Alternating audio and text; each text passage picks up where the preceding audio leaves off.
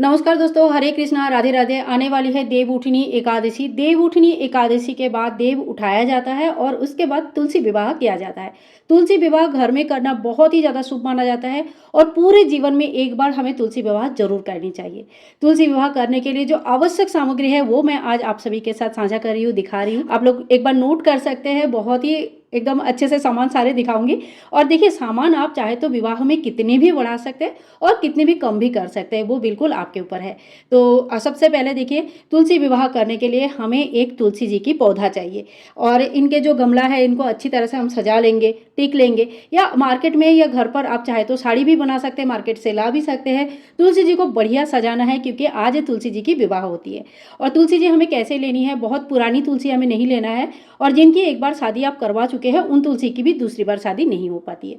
तो बिल्कुल ऐसे तुलसी होना चाहिए जिसमें मंजरी वगैरह लगा है, बहुत छोटी भी नहीं बहुत बड़ी भी नहीं।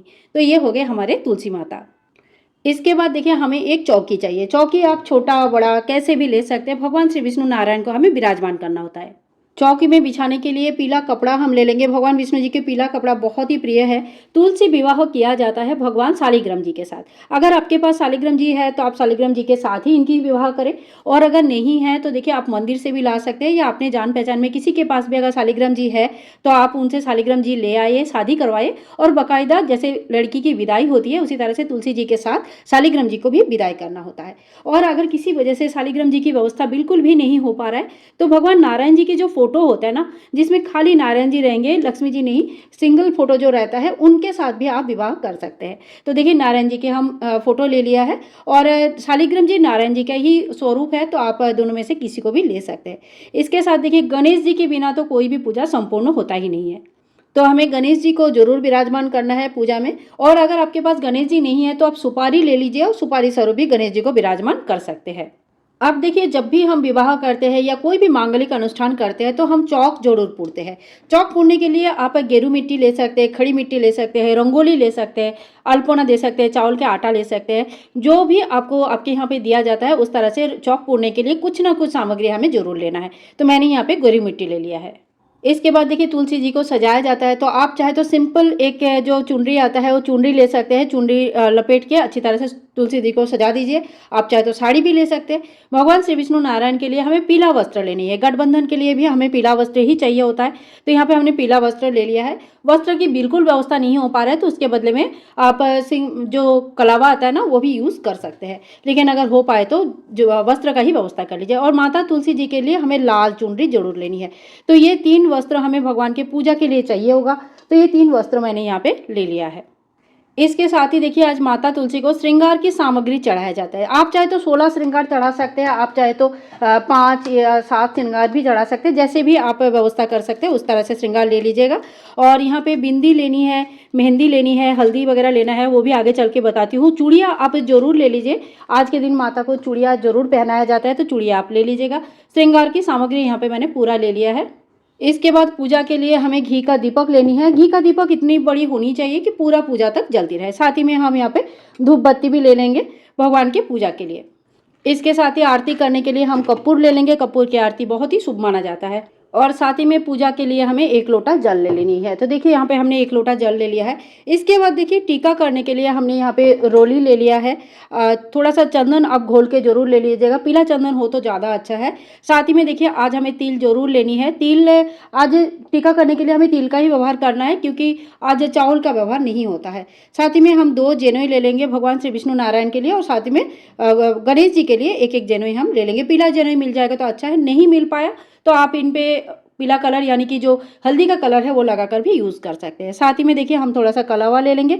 वस्त्र स्वरूप चढ़ाने के लिए हमें कलावा चाहिए। माता तुलसी के लिए आज हमें सिंदूर लेनी है और बिल्कुल नया कोरा सिंदूर हमें लेनी है। और साथ ही में देखिए, हल्दी की रस्म किया जाता है तो हल्दी, पीसी हुई हल्दी हम ले लेंगे। इसके साथ दूध या पानी मिलाकर घोल के पेस्ट बना लेंगे और फिर हल्दी की रस्म करेंगे। और इसके साथ ही मेहंदी की एक नया किप हमें जरूर लेनी है मेहंदी के रस्म के लिए। जो हमने सुहाग सामग्री लिया है वो तो है जो भी लिया है, उसके अलावा ये हल्दी और मेहंदी अलग से हमें लेनी है। साथ ही में देखिए, बिछिया आज के दिन जरूर लेनी है। तो आप चांदी का बिछिया ला सकते हैं, तांबे का, कांसे का बिछिया ला सकते हैं। बिछिया हमें जरूर चढ़ानी होती है तो श्रृंगार की सामग्री के साथ हमें बिछिया लेके आनी है।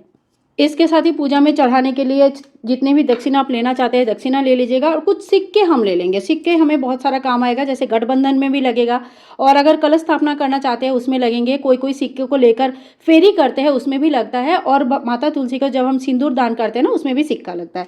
तो काफ़ी सारी जगह पे सिक्का लगता है, इसलिए कुछ सिक्के का व्यवस्था जरूर कर लीजिए।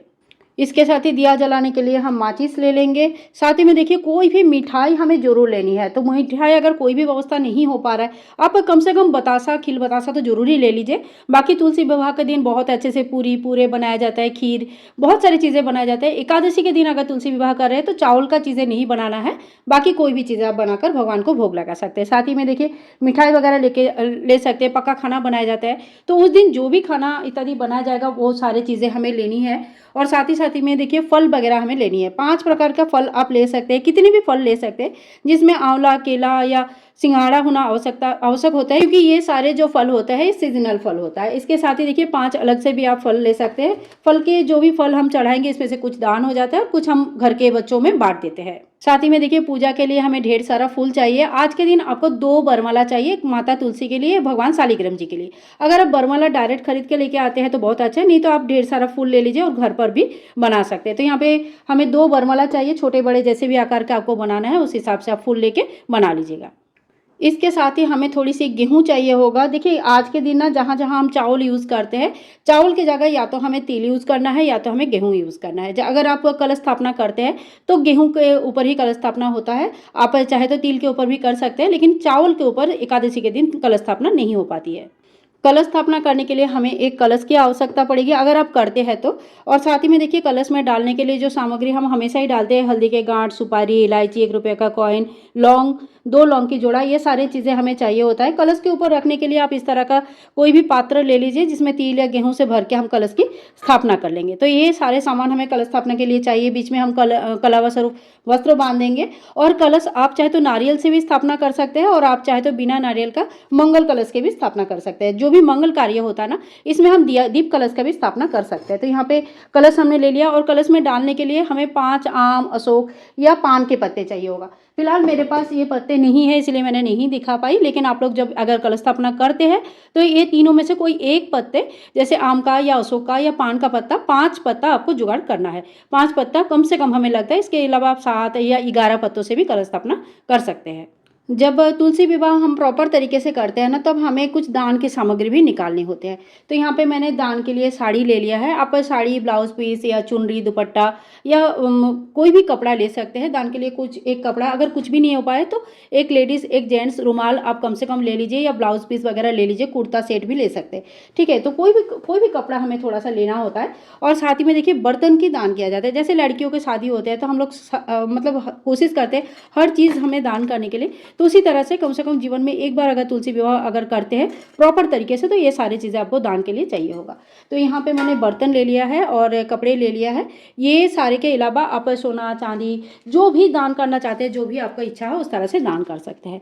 और यहाँ पे देखिए मैंने ले लिया है गन्ना। गन्ने से मंडप बनाया जाता है, और तुलसी जी का अगर आप मंडप बना सकते हैं तो बहुत अच्छा है। अगर नहीं भी बना पाता है तो दोनों साइड में 2-2 गन्ना हम रख देंगे, और उसी से हमारा जो है तुलसी विवाह संपूर्ण हो जाता है। सो फ्रेंड्स, ये वो संपूर्ण सामग्री है जिससे हम बहुत ही अच्छी तरह से तुलसी विवाह घर पर संपूर्ण कर सकते हैं। चाहे आप पंडित जी बुलाकर पूजा करें, चाहे आप बिना पंडित जी के भी पूजन करें, खुद से स्वयं पूजा करना चाहे तो इतनी सामग्री में हमें पूजन हो जाते हैं। इसके साथ ही देखिए आज के दिन छोटा सा एक हवन जरूर किया जाता है, अग्नि प्रज्वलित जरूर किया जाता है।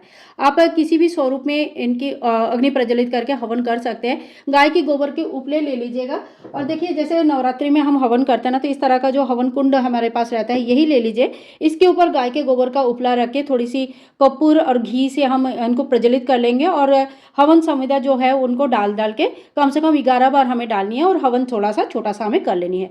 हवन कैसे करनी है, पूरा पूजा कैसे करनी है, विवाह कैसे करनी है, रस्म एक के स्टेप बाय स्टेप क्या क्या होगा, इन सभी के वीडियोज़ मैं आप लोगों के साथ शेयर करूँगी। आगे भी किया है, आप लोग जरूर उस वीडियोज़ को चेक कीजिएगा। बहुत ही अच्छी तरह से आपको तुलसी विवाह समझ में आ जाएगा। तो आज के लिए इतना ही, मिलूंगी नेक्स्ट वीडियो में। तब तक के लिए हरे कृष्णा, राधे राधे।